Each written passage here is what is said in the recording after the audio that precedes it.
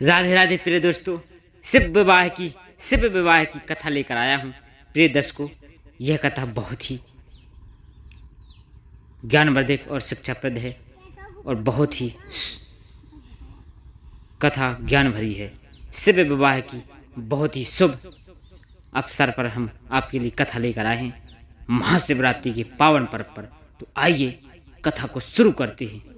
पार्वती अपने तप को पूर्ण होते देख घर लौट आईं और अपने माता पिता से सारा वृत्तांत कह सुनाया। अपनी दुलारी पुत्री की कठोर तपस्या को फलीभूत होता देख माता पिता के आनंद का ठिकाना नहीं रहा। प्रिय दोस्तों, उधर शंकर जी ने सप्त ऋषियों को विवाह का प्रस्ताव लेकर हिमालय के पास भेजा और इस प्रकार विवाह की शुभ तिथि निश्चित हुई। प्रिय दोस्तों, सप्त ऋषियों द्वारा विवाह की तिथि निश्चित कर दिए जाने के बाद श्री भगवान शंकर जी ने नारद जी द्वारा सारे देवताओं को विवाह में सम्मिलित होने के लिए आदरपूर्वक निमंत्रण किया। प्रिय दोस्तों, और अपने गणों को बारात में तैयारी करने का आदेश दे दिया। प्रिय दोस्तों, उनके इस आदेश से अत्यंत प्रसन्न होकर श्री गणेश्वर संकर्ण केकराक्ष कृत विकृत विशाखा विकृतानन दुंदुर्धुब कलाप कुंडक काकपा दूरथ मधुपिंग प्रथम वीरभद्र आदि गुणों के अध्यक्ष अपने अपने गुणों को साथ लेकर चल पड़े। प्रिय दोस्तों, नदी क्षेत्रपाल भैरव आदि गणराज भी कोटि गणों के साथ निकल पड़े। ये सभी तीन नेत्रों वाले थे। प्रिय दोस्तों, ये सभी तीन नेत्रों वाले थे। सबके मस्तक पर चंद्रमा और गले में नीले चिन्ह थे। प्रिय दोस्तों, सभी ने रुद्राक्ष के आभूषण पहन रखे थे। सभी के शरीर पर उत्तम भस्म पुती हुई थी। प्रिय दोस्तों, इन गुणों के साथ शंकर जी के भूतों प्रेतों पिशाचों की सेना भी आकर सम्मिलित हो गई। इनमें डाकनी, शाकनी, यातुधान, बेताल, ब्रह्म राक्षस आदि भी शामिल थे। प्रिय दोस्तों, इन सभी के रूप, रंग, आकार, प्रकार, चेष्टाएं, वेशभूषा, हाव भाव आदि सभी कुछ अत्यंत विचित्र थे।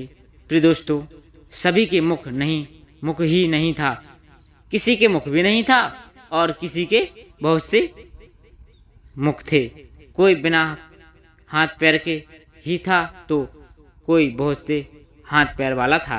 प्रिय दोस्तों, किसी के बहुत सी आंखें थीं और किसी के पास एक भी आंख नहीं थी। तो दोस्तों, किसी का मुख गले की तरह, किसी का सियार की तरह, किसी का मुँह गधे की तरह, किसी का मुँह सियार की तरह। प्रिय दोस्तों, किसी का कुत्ते की तरह था। उन सब ने अपने अंगों में ताजा खून लगा रखा था। प्रिय दोस्तों, कोई अत्यंत विचित्र और कोई अत्यंत विभात्स तथा अपगृत गणवेश धारण किए हुए था। प्रिय दोस्तों, उनके आभूषण बड़े ही डरावने थे। उन्होंने हाथ में नर कपाल ले रखा था। तो दोस्तों, वे सब अपनी तरंग में मस्त होकर नाचते गाते और मौज उड़ाते हुए महादेव शंकर जी के चरणों में एकत्रित हो गए। प्रिय दोस्तों, चंडी देवी बड़ी प्रसन्नता के साथ उत्सव मनाती हुई भगवान रुद्रदेव की बहन बनकर वहां पर पहुंची। उन्होंने सर्पों के आभूषण पहन रखे थे। वे प्रेत पर बैठकर अपने मस्तक पर सोने का कलश धारण किए हुए थे। प्रिय दोस्तों, धीरे धीरे वहां सारे देवता भी एक तंत हो गए। उस देव मंडली के बीच में भगवान श्री विष्णु गरुड़ पर विराजमान थे। पितामह ब्रह्मा जी भी उनके पास में मूर्तिमान वेदों, शास्त्रों, पुराणों, आगमों, सनकाद महासिद्धों, प्रजातियों, पुत्रों तथा कई परिजनों के साथ उपस्थित थे। प्रिय दोस्तों, महाराज इंद्र देवराज इंद्र भी कई आभूषण पहनकर अपने ऐरावत गज पर बैठकर वहां पहुंचे थे। तो दोस्तों, सभी प्रमुख ऋषि भी वहां आ गए थे। तो दोस्तों, तंबुरु, नारद, हाँ और हाँ हूँ आदि श्रेष्ठ गंधर्व तथा किन्नर भी शिव जी की बारात की शोभा बढ़ाने के लिए वहां पहुंच गए थे।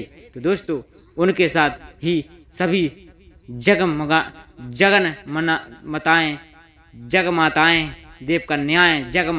देवकन्याएं, देवियां तथा पवित्र देवगानाएं भी वहां आ गई थी। दोस्तों, इन सभी के वहां मिलने के बाद भगवान शंकर जी अपने स्फुटिक जैसे उज्ज्वल सुंदर वृषभ पर सवार हुए दूल्हे के वेश में शिव जी शोभा निराली छटक रही थी। दोस्तों, इस दिव्य और विचित्र बारात के प्रस्थान के समय डमरुओं की डमडम, शंखों की गंभीर, नारद ऋषियों महर्षि के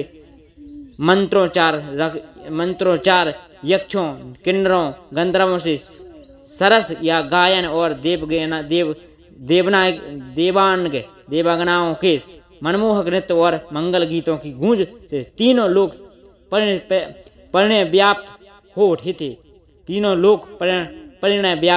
थे। प्रिय दोस्तों, उधर हिमालय ने विवाह के लिए बड़ी धूमधाम से तैयारी की और शुभ लगन में शिव जी की बारात हिमालय के द्वार पर आ गई। प्रिय दोस्तों, पहले तो शिव जी का विकट रूप तथा उनकी भूत प्रेतों की सेना को देखकर मैना बहुत डर गई और उन्हें अपनी कन्या का पाणी ग्रहण कराने में आनाकानी करने लगी। तो दोस्तों, पीछे से जब उन्होंने शंकर जी का करोड़ों काम देवों को जलाने वाला 16 वर्ष की अवस्था का पारस लावण्यमय रूप देखा तो वे वेद गेह की सुधि भूल गईं और शंकर जी पर अपनी कन्या के साथ अपनी आत्मा को भी निछोवर कर दिया। प्रिय दोस्तों, हर गौरी का विवाह आनंद पूर्वक संपन्न हुआ। हिमालय ने कन्यादान किया। भगवान विष्णु भगवान तथा